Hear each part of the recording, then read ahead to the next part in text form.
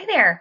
When we are reading historical fiction, it's important that we are aware of what's happening in the story, the event, but also how it is affecting the character and how it's affecting their emotions, how they are feeling, and their traits and the way that they act. Let's try this with Patrol. The story begins with a soldier noticing the beauty in the jungle around him.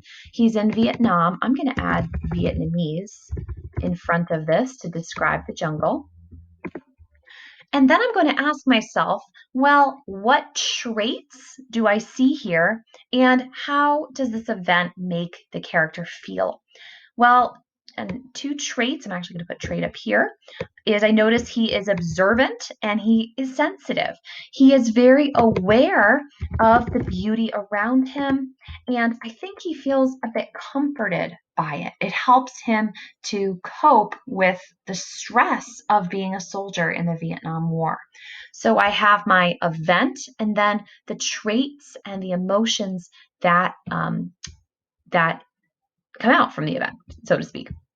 Now, the next event is a firefight. It's a firefight. So he suddenly gets ambushed. He feels terrified and unhinged. He calls for bombs.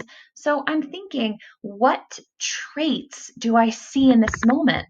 I see that he is terrified and anxious. I see that he is acting really dangerously because he is so scared. He's shooting everywhere. So his emotions right now, he feels terrified and anxious. Now, then there's another moment where the soldier thinks about, he's leaning against a tree and he says, I'm leaning against a tree older than my grandfather.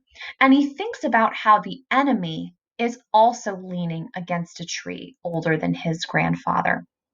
On the next slide, I would like you to pause and fill in this box with what trait you would say describes the character in this moment and what emotion might describe the character in this moment. So, in other words, how is he acting and how is he feeling?